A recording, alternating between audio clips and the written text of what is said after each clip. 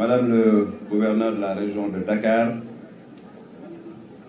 Monsieur le représentant de l'Organisation mondiale de la santé, Madame la directrice adjointe de l'USAID,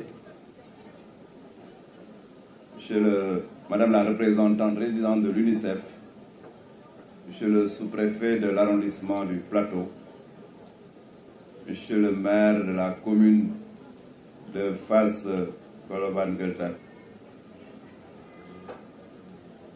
Mesdames, Messieurs les partenaires techniques et financiers, Mesdames, Messieurs les directeurs généraux, Monsieur le directeur de la santé de la mère et de l'enfant, maître d'œuvre de cette cérémonie, Mesdames, Messieurs les directeurs, les chefs de service, Mesdames, Messieurs les membres de la société civile, autorités religieuses et coutumières, chers Badjanougor, personnel et acteurs de santé, Mesdames, Messieurs, chers invités.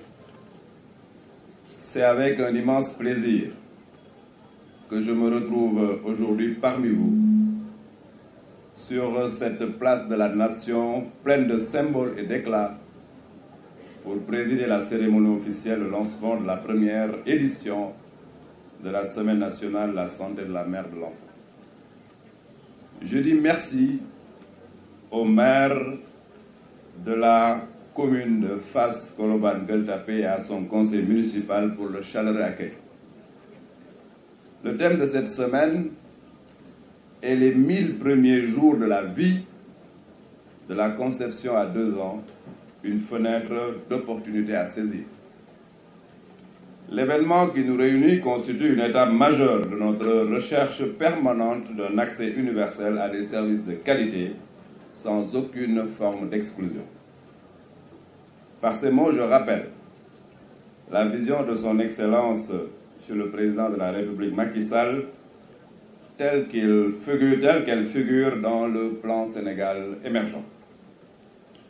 Je voudrais en son nom, au nom du chef de l'État, au nom du gouvernement et du peuple sénégalais, remercier vivement tous ceux qui ont eu accepté à rehausser de leur présence cette importante manifestation.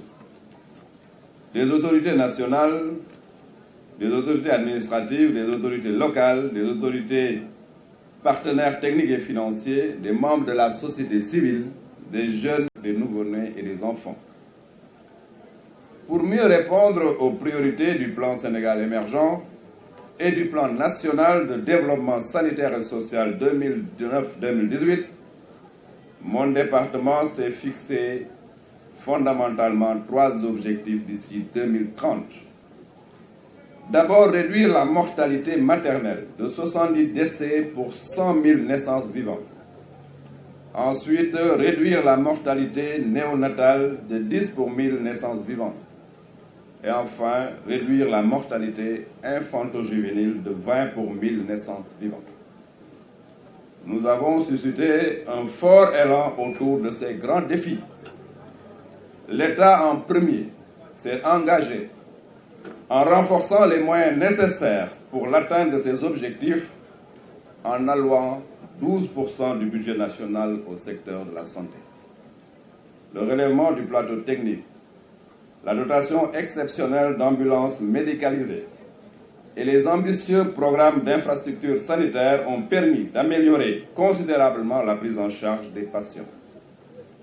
La gratuité de la césarienne, celle des soins des enfants âgés de moins de 5 ans, qui a permis de prendre en charge, dans le cadre de la couverture maladie universelle, plus de 2 400 000 cas d'enfants en 2017. Ceci constitue des piliers essentiels à un accès universel aux services de santé. Tous ces efforts sont soutenus par les partenaires au développement, par les partenariats sociaux du secteur, mais par diverses organisations de la société civile, pour ne citer que cela. Je voudrais exprimer à tous ces acteurs engagés mes remerciements les plus sincères.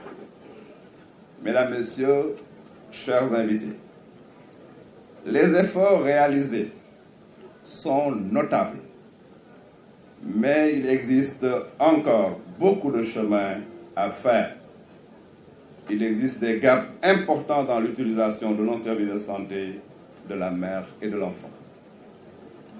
C'est la raison pour laquelle mon département a initié cette première édition dédiée à la Semaine nationale de la santé de la mère et de l'enfant.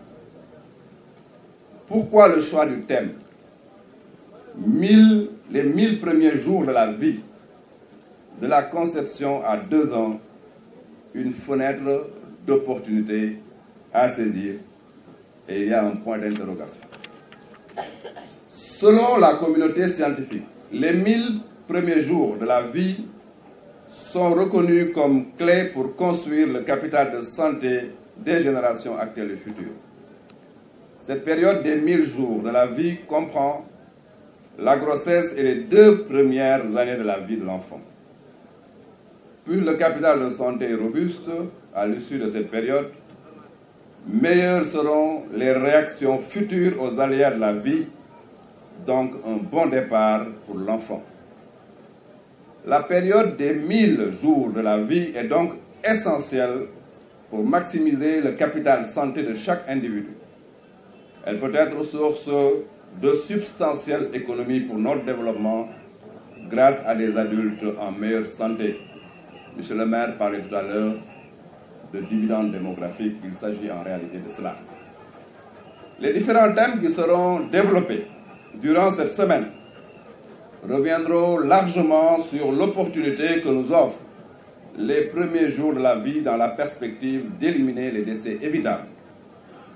Au regard des différents panels programmés et les expertises cooptées pour animer les discussions, nul doute que les échanges seront fructueux et enrichissants. Je reste convaincu, pour ma part, eu égard à la qualité de la participation et aux efforts de service faits aux populations, que cette première édition de la Semaine de la santé de la mère et de l'enfant nous vaudra de réelles satisfactions. Mesdames, Messieurs, chers invités, la Semaine de la mère et de l'enfant est un moment privilégié pour échanger avec les acteurs sur l'importance de l'espacement des naissances qui constitue l'une des solutions les plus efficientes pour la réduction de la mortalité des mères et des enfants. En effet, le recours à la planification familiale permet d'éviter plus de 20% des décès de mères et de 25 à 30% des décès d'enfants.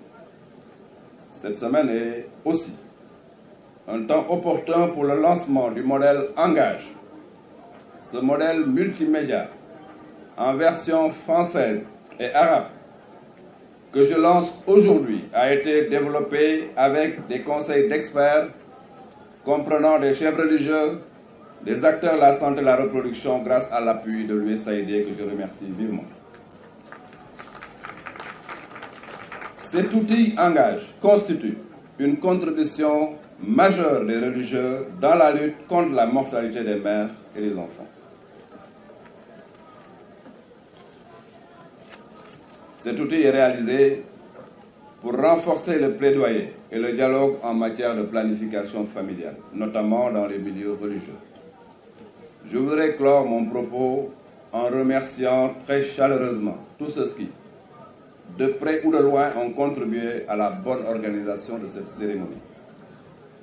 Je me permettrai, avant de terminer, de remercier la Direction générale de la santé et particulièrement Monsieur le directeur de la santé de la mère et de l'enfant et toute son équipe pour la bonne organisation de cette manifestation.